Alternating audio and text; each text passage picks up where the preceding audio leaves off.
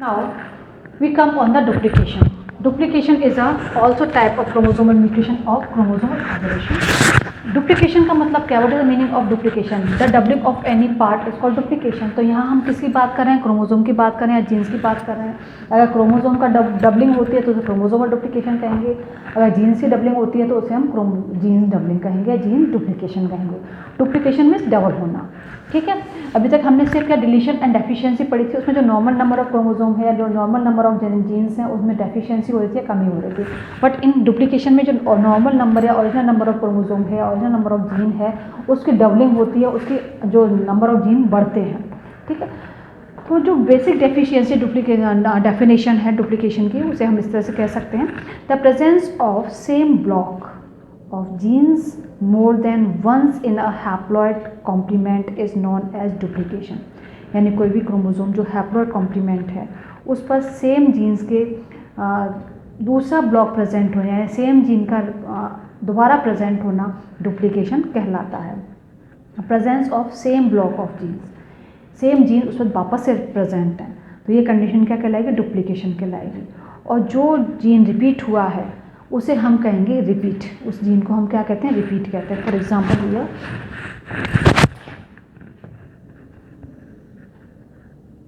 ABCDEF ये gene है.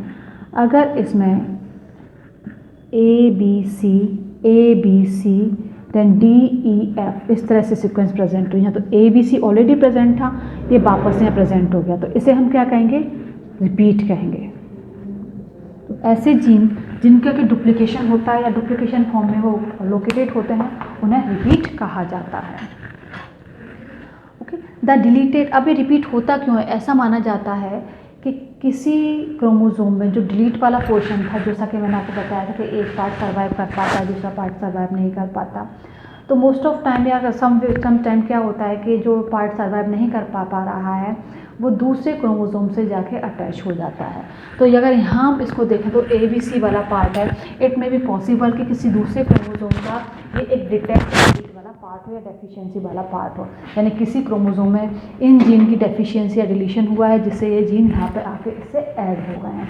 तो रिपीट को हम बेसिकली क्या माना जाता है? The deleted portion from one chromosome might get attach to the other chromosome of the pair of may exist as an acentric fragment of the chromosome in the nucleus, thereby adding to the normal chromosome complement. Okay. तो यहाँ जैसा कि अब आपको clear हो गया होगा, repeat same chromosome पर सेम जीन्स की सीक्वेंस का रिपीट होना, इसको रिपीट कहलाएगा. और रिपीट कहाँ से आए? किसी दूसरे क्रोमोसोम के डिलीशन से या डेफिशिएंसी से जो पार्ट रिमूव हुआ उस पार्ट के यहाँ ऐड होने से या जॉइंट होने से यहाँ पे कंप्लीट हुआ.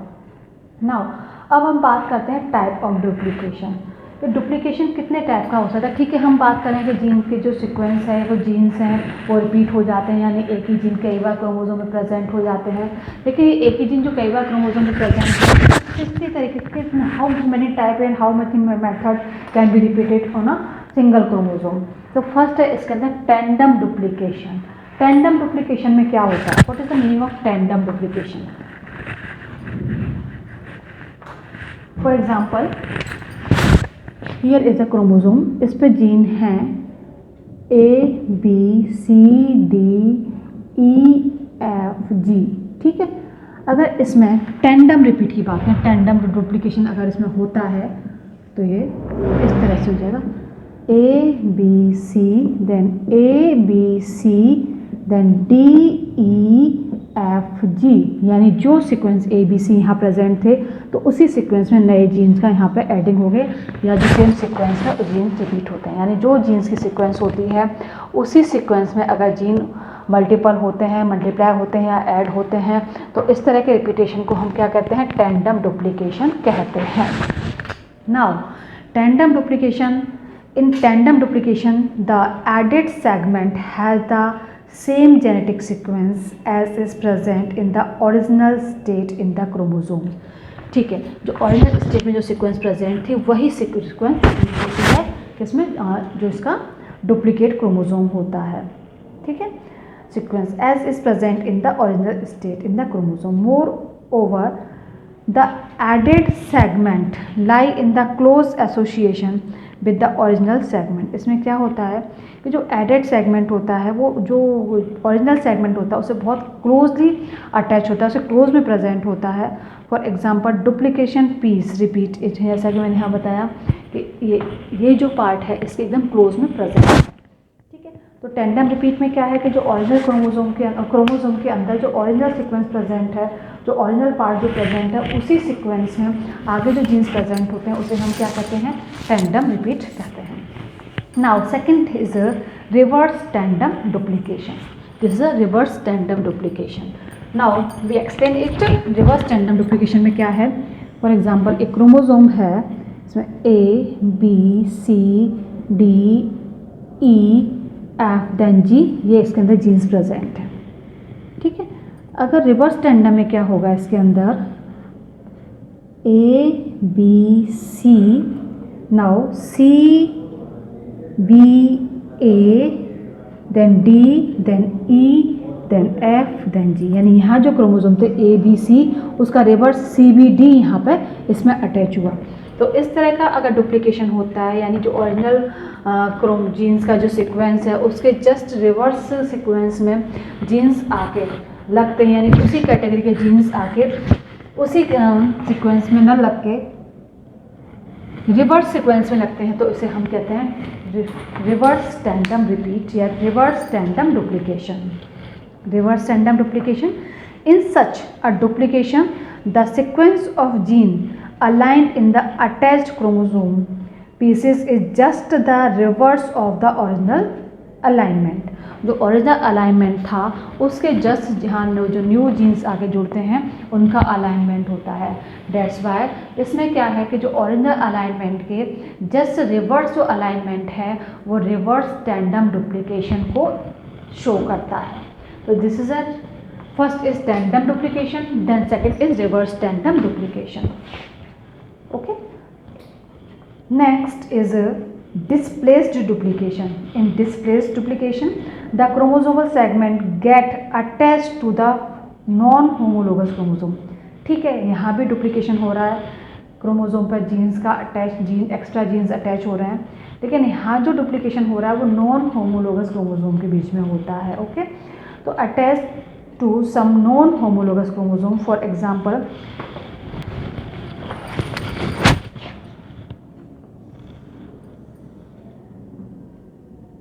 PQRSTU, ये एक क्रोमोसोम है। ठीक है, इसका अगर डिस्प्लेस डुप्लीकेशन होता है PQRSABC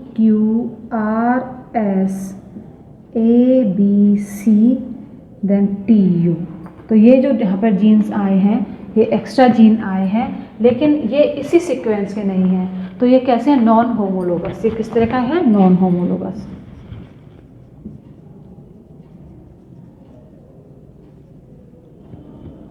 ओके, नॉन होमोलोगस। ठीक है, तो ये जो है नॉन होमोलोगस कंडीशन को रिप्रेजेंट करता है। Now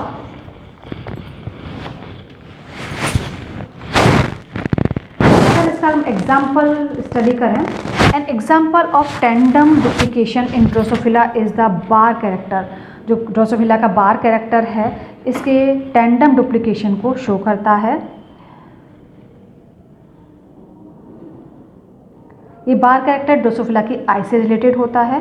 bar character is dominant X links character. जो बार कैरेक्टर है वो एक्स लिंक के साथ डोमिनेंट होता है। It is controlled by 7 bands in 16A region of X chromosome.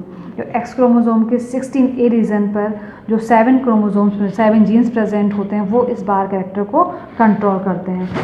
Normal female की बात करें अगर ड्रोसोफिला की, तो इन नॉर्मल फीमेल जिसमें कि होमोजाइगस है और बार कैरेक्टर नहीं है, जो वाइल्ड टाइप की ड्रोसोफिला है, इसमें 16A region is represented once in both X chromosome. इसमें जो 16A रीजन है एक्स क्रोमोसोम का सिर्फ एक ही बार प्रेजेंट होता है दोनों क्रोमोसोम पर। It's I R large and Oval with about, इसकी जो आई होती है लार्ज होती है, ओवल शेप की होती है, और इसमें लगभग 7-9 लोकाई प्रेजेंट होते हैं। बट बार कैरेक्टर वाले में क्या होता है, the bar gene reduce the number of functional loci, bar number जो है, जो bar character functional number loci को रिड्यूस कर देता है आई के अंदर। आई आर एलोंगेटेड, जिससे आई लंबी हो जाती है, बार शेप की हो जाती है, और इसके अंदर 358 फैक्ट्स, इसके अंदर 358 लोकाई प्रेजेंट होते हैं। होमोजाइगस कंडीशन में क्या होता है, इन homozygous bar each I has just 68 facts, और होमोजाइगस में ओनली 68 फैक्ट्स प्रेजेंट होते हैं। इन हेट्रोजाइगस की अगर हम बात करें तो 12 आई के एग्जाम्पल, इसके अंदर कैपिटल बी और प्लस के साइन प्रेजेंट करते हैं इसको, और इसमें 16A लोकस से प्रेजेंट होता है। ये is represented 3 times in 1 x chromosome, और ये एक्स क्रोमोसोम पे 3 टाइम रिपीटेशन को शो करता है। Okay, x chromosome and number of loci is just 45, इसमें नंबर ऑफ लोकाई ओनली 45 होते हैं, 3 टाइम रिपीटेशन होता है एक्स क्रोमोसोम का, और इसमें नंबर ऑफ लोकाई 45% होता है। इन होमोजाइगस कंडीशन में क्या होता है, ultra bar the 16A locus is represented 3 times in both the x chromosome, इनमें जो 16A क्रोमोसोम है, 16A लोकस जो है वो इसको रिप्रेजेंट करते हैं। ठीक है, 16A locus is represented 3 times x chromosome पर, ये 16A क्रोमोसोम लोकस है, 3 टाइम इसमें प्रेजेंट होता है, जो कि बार आई को इंक्लूड करता है। ठीक है, हम कहें बार आई प्रेजेंट है नेचर में, ड्रोसोफिला में हमने इसको स्टडी किया। ड्रोसोफिला में बार आई जो कैरेक्टर है डुप्लीकेशन की वजह से है, ये एक्स क्रोमोसोम में डुप्लीकेशन है, 16A लोकस की डुप्लीकेशन है, और जो नॉर्मल आई है वो वाइल्ड आई है, उसके लिए नंबर ऑफ लोकाई ज़्यादा होते हैं, और जो बार आई है नंबर ऑफ लोकाई कम होते हैं। Now we origin of duplication, ठीक है, नेचर में डुप्लीकेशन है, बट डुप्लीकेशन आया कैसे, इसका ओरिजिन कैसे हुआ। Okay, origin of duplication can arise by any one of the 2 method, और डुप्लीकेशन के ओरिजिन के बारे में 2 मेथड हमारे सामने हैं, यानी इन 2 मेथड में से किसी भी एक डुप्लीकेशन नेचर में हो सकता है। ओके, द फर्स्ट मेथड जो कि डुप्लीकेशन के ओरिजिन के लिए रेस्पॉन्सिबल है वो है by the attachment of a detected piece from one chromosome to other. जैसा कि मैंने कहा आपको कि अगर किसी क्रोमोसोम में डिलीशन या डेफिशिएंसी हो रही है, तो डिलीशन या डेफिशिएंसी वजह से जो क्रोमोसोम का पार्ट उसे डिटेक्ट हुआ है, उससे अलग हुआ है, वो क्रोमोसोम पार्ट अगर किसी दूसरे क्रोमोसोम के साथ अटैच हो जाए तो ये किसको, डुप्लीकेशन को ओरिजिनेट करता है। तो फर्स्ट जो मेथड है वो है by the attachment of deleted piece from one chromosome to other, यानी एक क्रोमोसोम का जो डिलीटेड पार्ट है वो दूसरे क्रोमोसोम के साथ जाके अटैच हो गया, is a factor for the origin of duplication. Second जो मेथड है या सेकेंड जो डुप्लीकेशन के ओरिजिन को शो करता है, बताता है by unequal crossing over in homologous chromosome.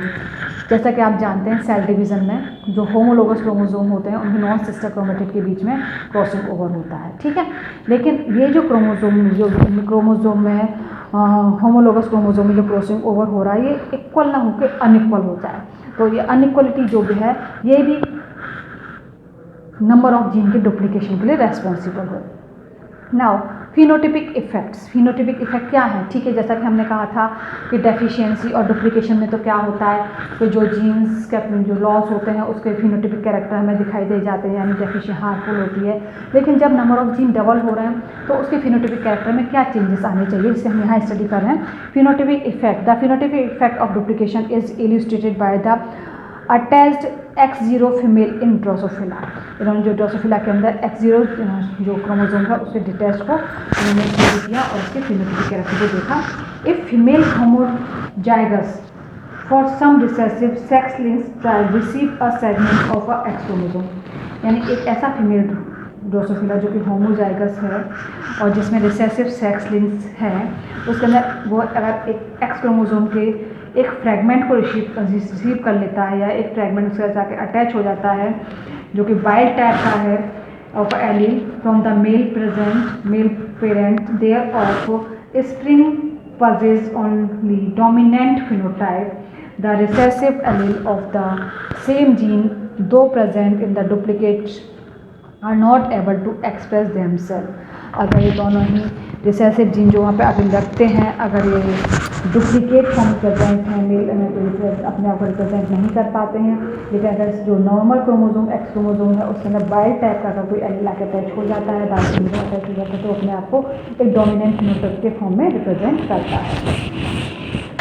ठीक है, significant duplication are more frequent and less deleted. डुप्लीकेशन है नेचर में बहुत ज़्यादा पाया जाता है, क्योंकि जैसा कि मैंने आपको बताया कि क्रॉसिंग ओवर अगर प्रॉपर्ली नहीं हो पाए तो क्रॉसिंग ओवर कई बार प्रॉपर्ली नहीं हो पाता है, डुप्लीकेशन भी रेस्पॉन्सिबल है, और ये इसकी जो डिलेटेरियसनेस है या हार्मफुलनेस है वो भी कम होती है।